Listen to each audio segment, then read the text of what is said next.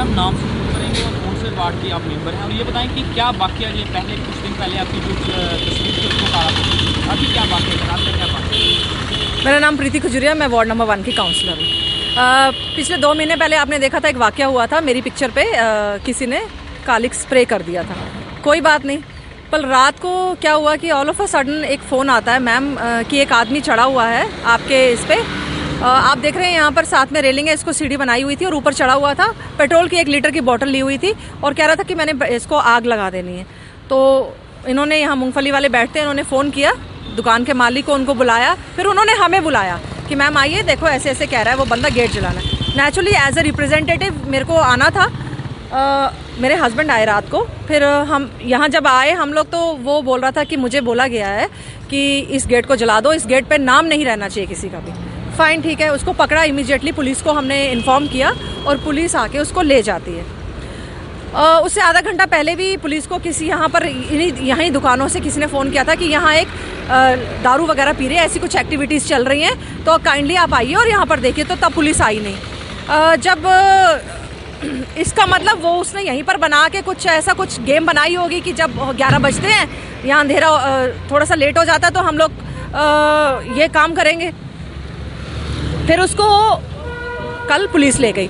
मैं ये कहना चाहूँगी कि जब पहले हादसा हुआ था उससे तब भी काउंसिल ने कंप्लेन की थी, मैंने कंप्लेन की थी, डीआईजी साहब को कंप्लेन की थी, एसएसपी को भी कंप्लेन की थी और एसएचओ तक को कंप्लेन की थी।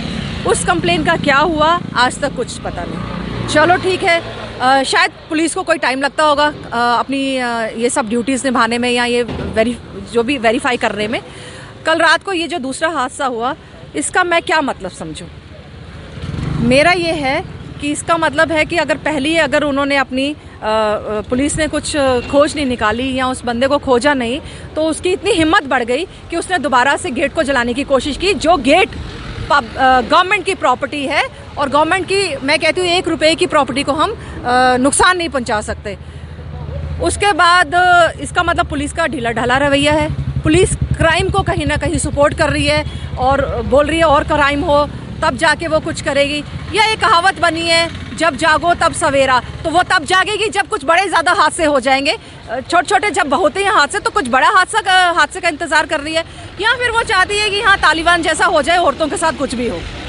आप देख रहे हैं मेरे वार्ड में मेरे पास लेडीज़ आती हैं और वो भी मुझे अपनी कंप्लेंट्स बताती हैं, तो उनके लिए क्या मैसेज है? मैं एक वार्ड के 7-8 हज़ार लोगों को रिप्रेजेंट करती हूँ। अगर मेरी सुनवाई नहीं है तो एक आम औरत की सुनवाई क्या है? एक तरफ गवर्नमेंट वुमेन एम्पावरमेंट की बात करती है, एक तरफ औरतें जो काम कर रही हैं सोसाइटी के लिए और जो करना चाहेंगी, उनके लिए क्या मैसेज है कि एक आता है और उस गेट को जलाने की कोशिश करता है। डर नहीं रहता आपके? डर तो नहीं है, पर हाँ कहीं कहीं ये डर है कि अगर पुलिस ने पहला कोई कदम नहीं उठाया, आज का कदम नहीं उठाती है, तो ये बंदा, उसकी हिम्मत इतनी बढ़ गई है, वो कल को, जैसे मैं अपने वार्ड में अकेली जाती हूँ, कहीं भी ट्रैवल करती हूँ और निकल जाती हूँ, क्योंकि वार्ड के काम के लिए आपको जाना ही है। आपको रात को भी बुला सकता है एक बंदा, अगर कोई किसी को प्रॉब्लम हो जाती है, कोई हॉस्पिटल की प्रॉब्लम है, तो ये मेरे पे कहीं भी अटैक कर सकते हैं। इसका मतलब मेरी क्या सोशल सिक्योरिटी है? कोई सोशल सिक्योरिटी नहीं है। मैं ये पुलिस से पूछना चाहूँगी कि ये इनका ऐसा रवैया पब्लिक की तरफ क्यों है? एक रिप्रेजेंटेटिव की तरफ ऐसा है, तो आम जनता तो कहीं भी मैं कहती हूँ स्टैंड नहीं करती, वो कानून के पास जा नहीं सकती।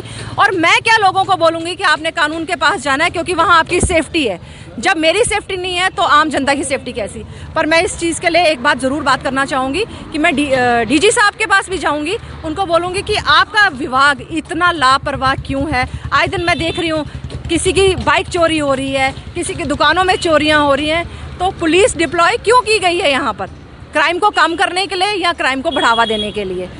दूसरा ये है, अगर डीजी साहब भी नहीं सुनेंगे तो गवर्नर साहब को भी बताना पड़ेगा कि जब पब्लिक रिप्रेजेंटेटिव इनको अपनी प्रॉब्लम्स बताते हैं, तो उनको उन प्रॉब्लम्स को कम करना है या उनको सिर्फ देखते रहना है या तमाशा देखना है, या ये क्या रवैया है पुलिस का, ये मुझे आज समझ गए। तो मेरी सिक्योरिटी को भी उतना ही खतरा है जितना ये जिस बंदे ने किया। कल को वो एसिड लेके मेरे पे अटैक कर सकता है, कल को कुछ भी किसी भी तरीके से मेरे पे अटैक। तो मेरी सोशल सिक्योरिटी कुछ भी नहीं है। इसका मतलब ये है, गवर्नमेंट ये कहती है कि औरतों को आगे आने का हक नहीं है, वो अपने काम ना करें, वो घर में बैठें, क्योंकि ये उनके लिए फील्ड नहीं है।